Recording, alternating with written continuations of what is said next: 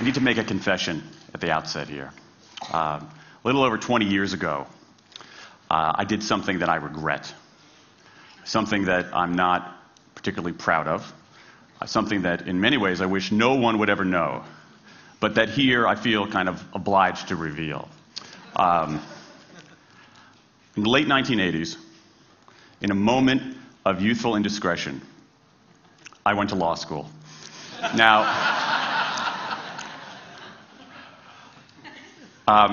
in America, law is a professional degree. You get your university degree, then you go on to law school. And when I got to law school, I didn't do very well.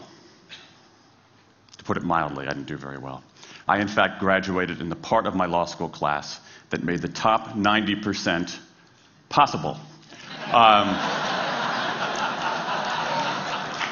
Thank you. I never practiced law a day in my life. I pretty much wasn't allowed to. But today, against my better judgment, against the advice of my own wife, I want to try to dust off some of those legal skills, what's left of those legal skills. I don't want to tell you a story. I want to make a case. I want to make a hard-headed, evidence-based, dare I say lawyerly case for rethinking how we run our businesses.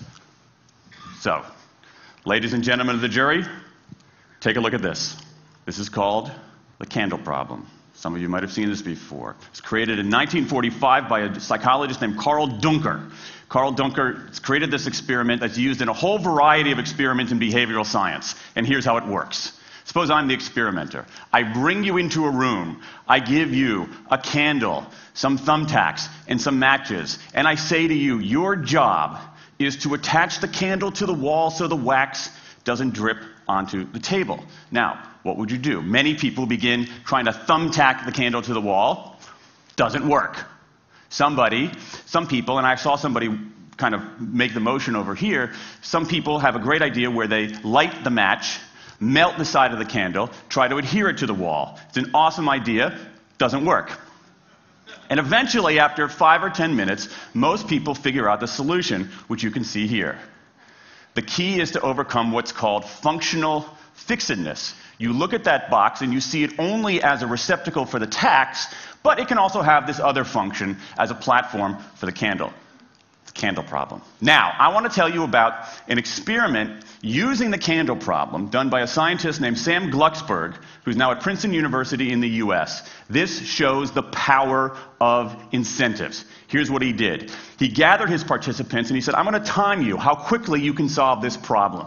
To one group, he said, I'm going to time you to establish norms, averages, for how long it typically takes someone to solve this sort of problem.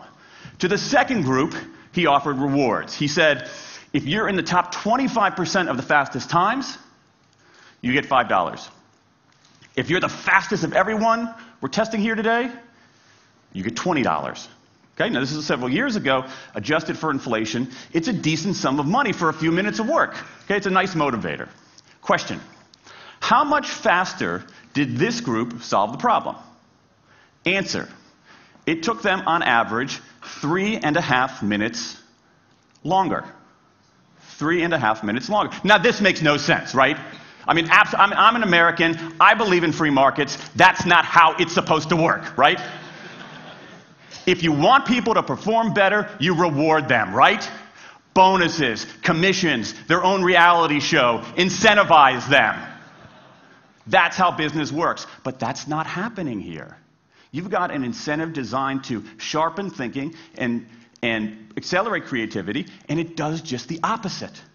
It dulls thinking and blocks creativity. And what's interesting about this experiment is that it's not an aberration. This has been replicated over and over and over again for nearly 40 years. These contingent motivators. If you do this, then you get that. Work in some circumstances, but for a lot of tasks, they actually either don't work or often they do harm.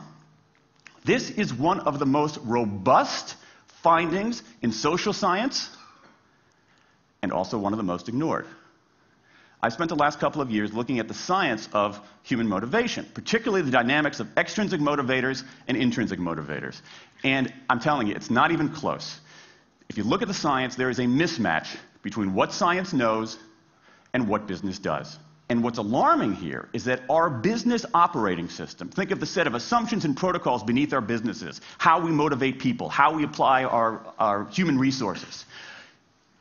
It's built entirely around these extrinsic motivators, around carrots and sticks. That's actually fine for many kinds of 20th century tasks.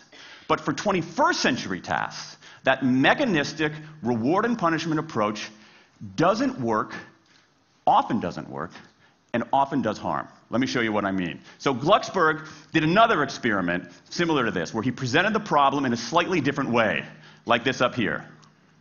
Okay? Attach the candle to the wall so the wax doesn't drip onto the table. Same deal. You were timing for norms. You were incentivizing. What happened this time? This time, the incentivized group kicked the other group's butt. Why? Because when the tasks are out of the box, it's pretty easy, isn't it? If-then rewards work really well for those sorts of tasks, where there's a simple set of rules and a clear destination to go to. Rewards, by their very nature, narrow our focus, concentrate the mind. That's why they work in so many cases. And so for tasks like this, a narrowed focus where you just see the goal right there, zoom straight ahead to it, they work really well. But for the real candle problem, you don't want to be looking like this. The solution's not over here. The solution's on the periphery. You want to be looking around. That reward actually narrows our focus and restricts our possibility. Let me tell you why this is so important. In Western Europe, in many parts of Asia, in North America, in Australia, white-collar workers are doing less of this kind of work and more of this kind of work. That routine, rule-based, left-brain work, certain kinds of accounting, certain kinds of financial analysis, certain kinds of computer programming, has become fairly easy to outsource, fairly easy to automate. Software can do it faster. Low-cost providers around the world can do it cheaper. So what really matters are the more right-brain, creative, conceptual kinds of abilities. Think about your own work. Think about your own work. Are the problems that you face, or even the problems we've been talking about here, are those kinds of problems, do they have a clear set of rules and a single solution? No. The rules are mystifying. The solution, if it exists at all, is surprising and non-obvious. Everybody in this room is dealing with their own version of the candle problem. And for candle problems of any kind, in any field, those if-then rewards, the things around which we've built so many of our businesses, don't work. Now, I mean, it makes me crazy. And this is not, here's the thing, this is not a feeling. Okay? I'm a lawyer. I don't believe in feelings. This is not a philosophy. I'm an American. I don't believe in philosophy. This is a fact. Or as we say in my hometown of Washington, D.C., a true fact. Let me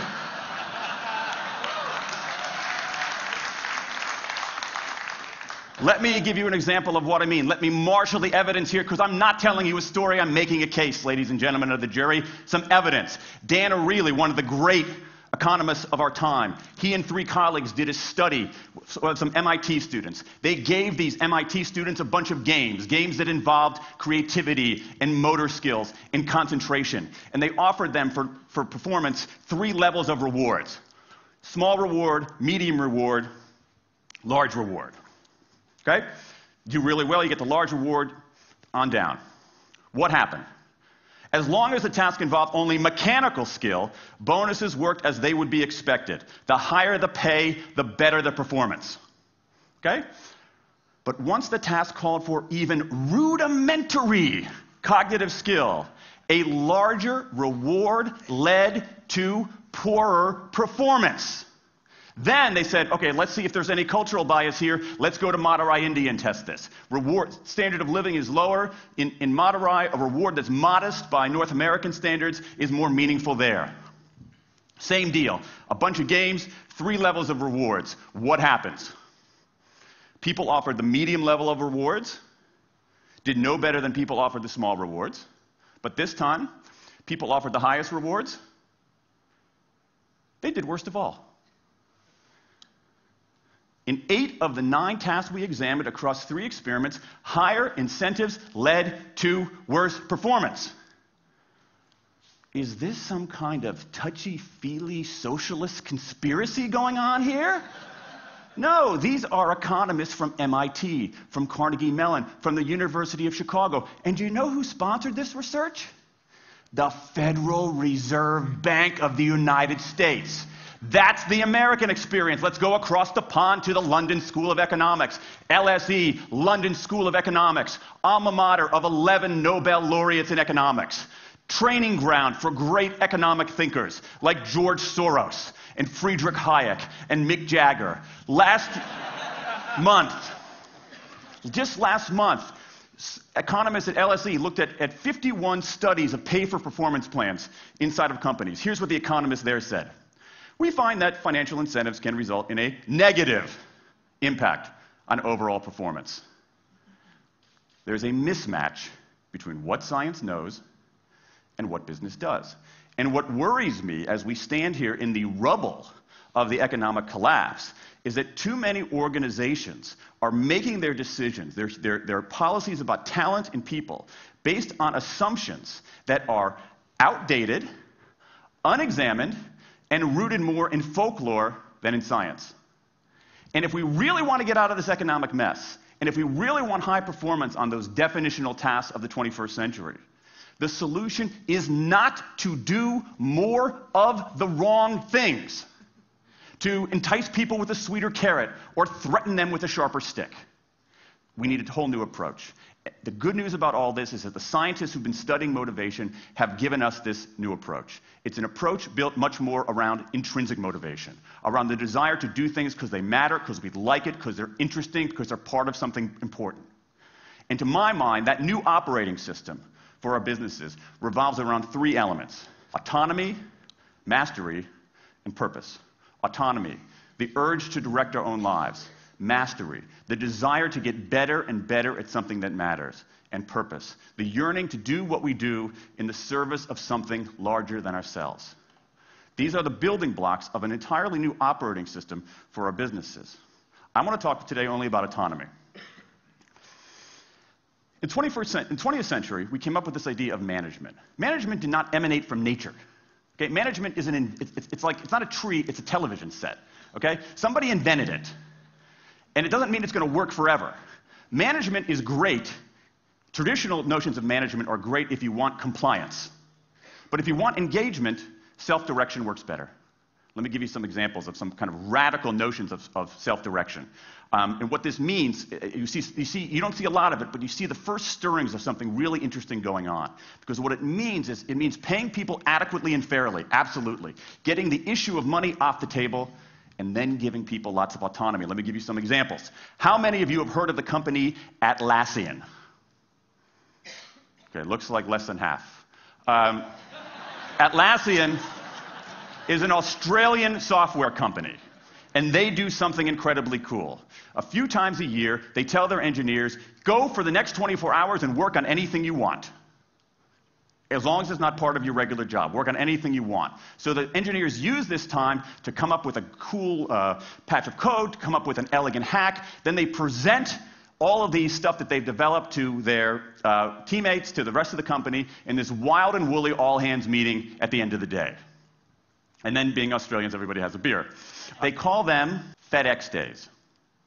Why? Because you have to deliver something overnight.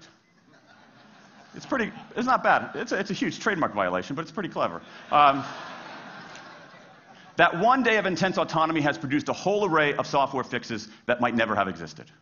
And it's worked so well that Atlassian has taken it to the next level with 20% time, done famously at Google, where engineers can spend 20% of their time working on anything they want. They have autonomy over their time, their task, their team, their technique. Okay? Radical amounts of autonomy. And at Google, as many of you know, about half of the new products in a typical year are birthed during that 20% time. Things like Gmail, Orchid, Google News. Let me give you an even more radical example of it. Something called the results-only work environment, the ROW, created by 2 American consultants in place at about a dozen companies around North America. In a ROW, people don't have schedules. They show up when they want. They don't have to be in the office at a certain time or any time.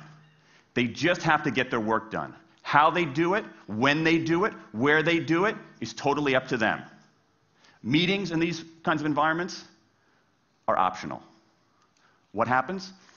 Almost across the board.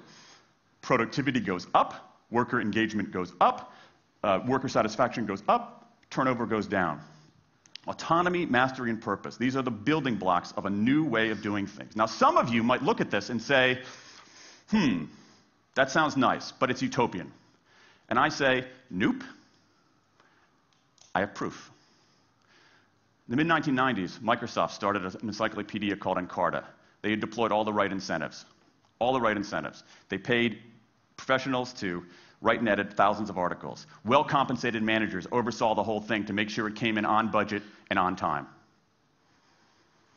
A few years later, another encyclopedia got started. Different model, right? Do it for fun. No one gets paid a cent or a euro or a yen. Do it because you like to do it.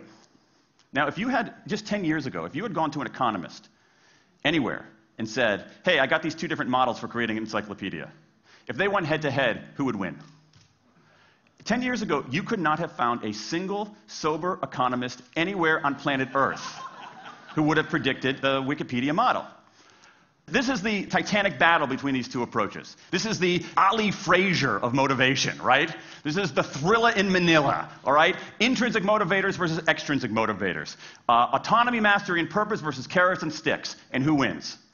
Intrinsic motivation, autonomy, mastery, and purpose in a knockout. Let me wrap up.